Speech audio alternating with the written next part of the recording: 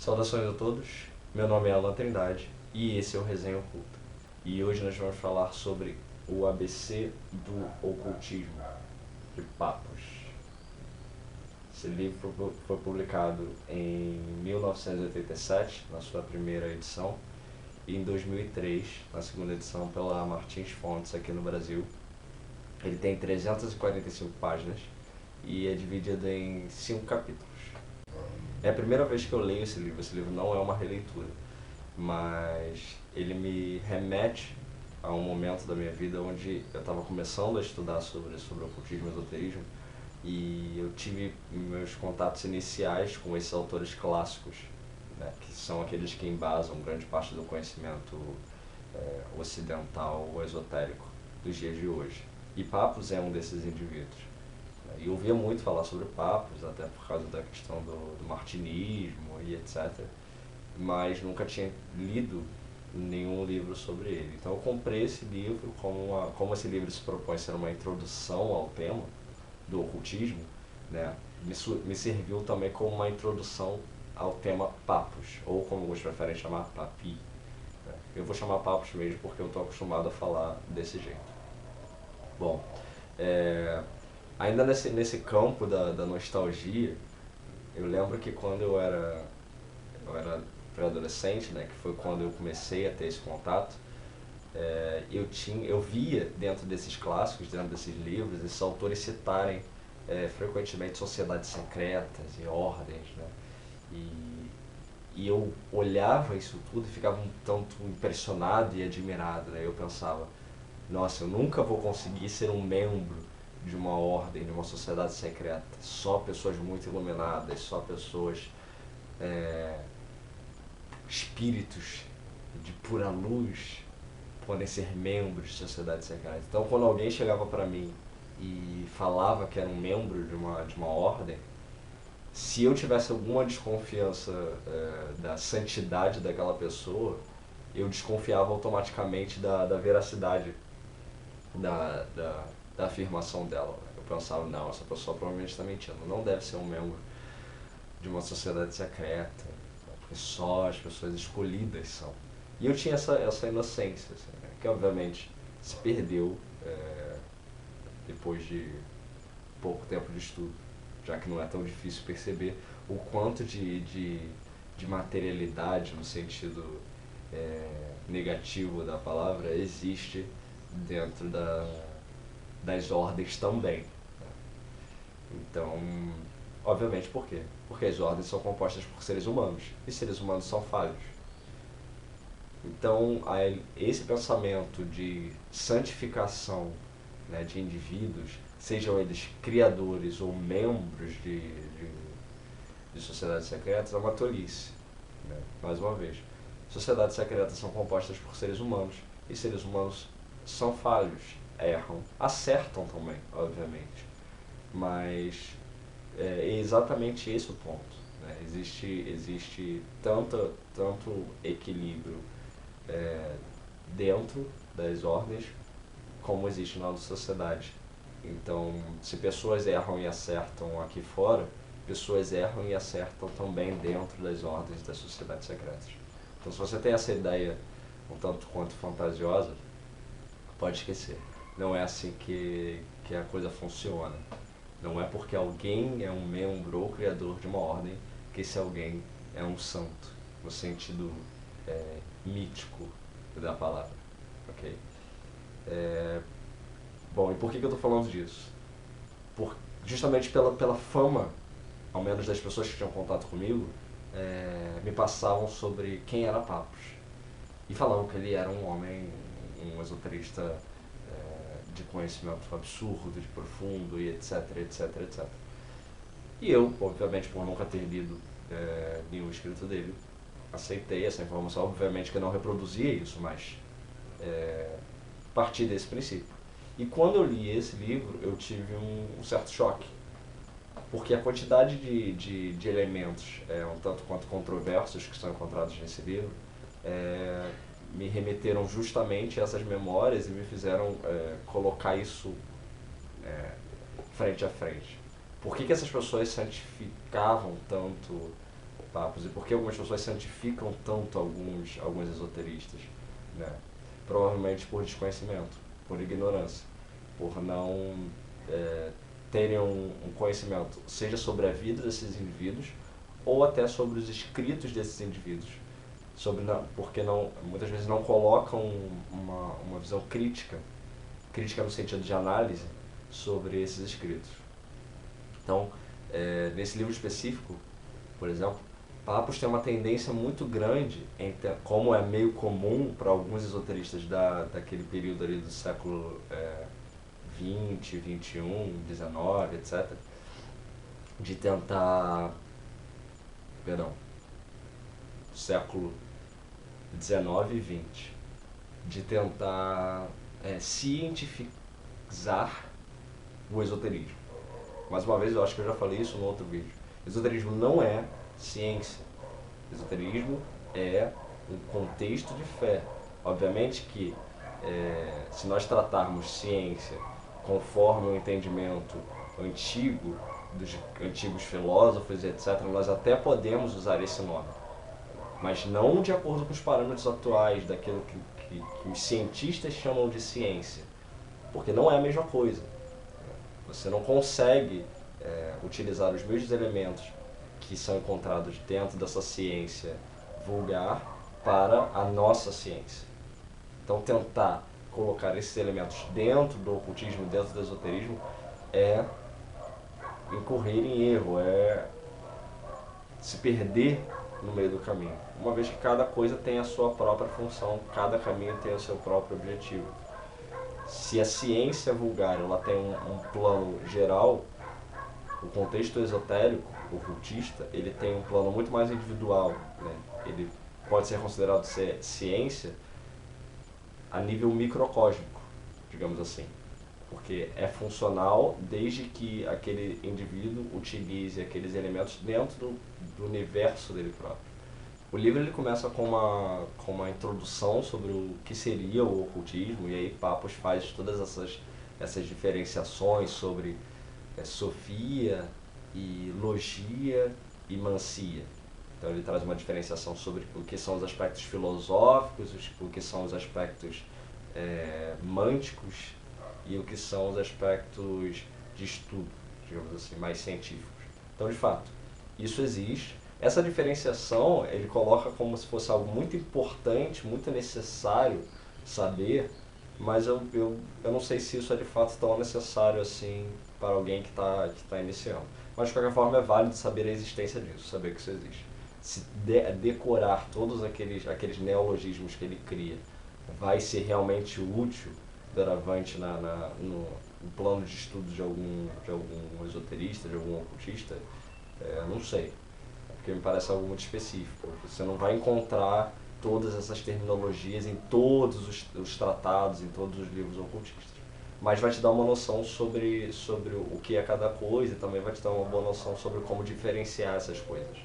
Então, por exemplo, nessa questão dos sufixos, né, se eu digo para você, aquele indivíduo é um tarólogo, no sentido mais simples da palavra, ou seja, isso significa que ele é um estudante de tarô, ele vai analisar o tarô através de uma série de elementos de estudo, ou seja, ele vai ler livros, ele vai aprender métodos de tiragem, etc, etc.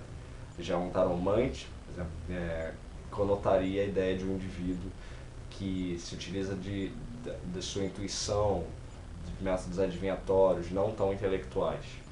Lógico, isso é só uma comparação para você entender mais ou menos os parâmetros que Papos usa para definir o seu pensamento, etc. Bom, no primeiro capítulo ele começa falando sobre o Egito. Nessa época do século XIX, XX, era muito comum que essas pessoas tivessem esse interesse muito grande pelo Egito, porque o Egito era ainda um tema muito misterioso, como ainda é até hoje, né? Mas naquela época era mais ainda, obviamente. Então existia muita especulação sobre o que era o Egito e que mistérios o Egito guardava e tudo mais. Então muitos se apoiaram nessas ideias, nesse mistério, para embasar os seus argumentos. esotéricos. Então você vai encontrar comumente citações sobre o Egito dentro da Amorque, dentro da Golden Dawn, até dentro do contexto telêmico, por exemplo. O panteão telêmico é egípcio, ao menos em princípio. Então é muito comum que encontrar esse tipo de referência dentre esses autores dessa época. É um capítulo interessante, porque eu não sou egiptólogo, então não posso afirmar ou negar as afirmações de Papos, não sei o quão atualizadas ou desatualizadas elas estão. Mas ele faz uma introdução interessante nesse capítulo sobre questões de iniciação, como funcionava naquela época, a estruturação dos templos, e dá toda uma explicação nesse sentido. Né? Mais uma vez, esse é um livro antigo, então provavelmente algumas dessas informações estão desatualizadas. Então, para quem tem interesse mais específico sobre essa questão do Egito, obviamente tem que buscar referências mais recentes sobre o tema. E não tomar essas afirmações daquela época como verdades absolutas. Porque, mais uma vez, Papos é um desses indivíduos que tenta tornar o esoterismo algo científico. Ou ao menos tentem incutir dentro das ideias esotéricas elementos científicos. Então isso é muito arriscado sempre. Já no segundo capítulo, ele intitula como A Tradição. E ele vem falando sobre a questão das distinções das diferentes raças existentes no mundo. Então isso é um tipo de pensamento que existe dentro de algumas linhas, dentro de algumas ordens e etc., no qual divide o mundo em 4 raças básicas, né? Então você tem os brancos, os pretos, os amarelos e os vermelhos.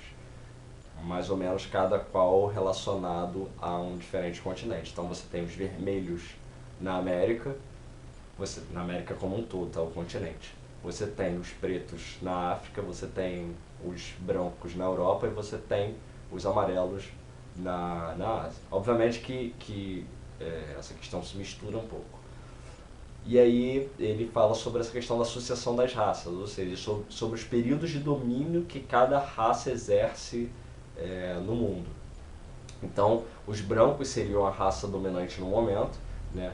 E o bode expiatório dos brancos seriam então os pretos, porque os pretos antecederam os brancos no seu reinado. Então, por uma questão de sucessão, né, como os pretos eram os dominantes, agora os brancos se levaram como dominantes e então os pretos são subjugados. Os vermelhos, os índios, né, são aqueles que estão em processo de extinção, e os amarelos estão em processo de substituição do reinado dos brancos.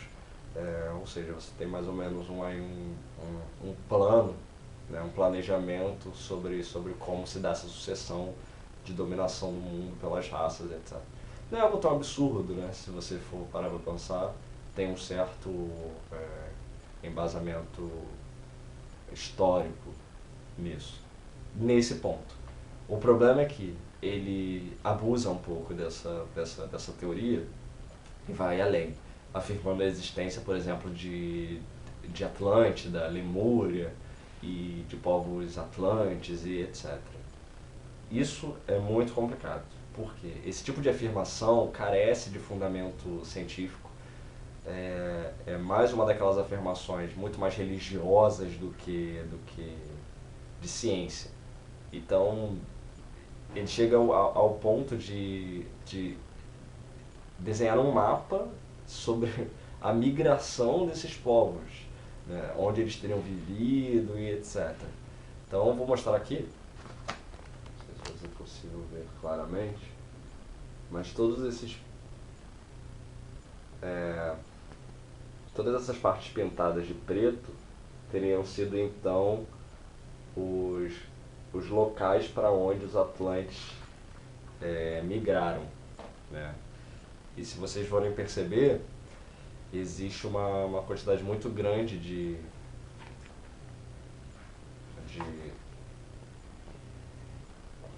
migração, suposta migração, para a América. O que justificaria, por exemplo, a questão étnica, né, digamos assim. Então, se os índios são vermelhos, logo eles são descendentes dos Atlantes. Sendo que Papos ainda complementa com uma outra informação. O primeiro ele traz assim: já dissemos que, quando se trata da tradição iniciática, não se deve menosprezar os ensinamentos tão claros da ciência contemporânea.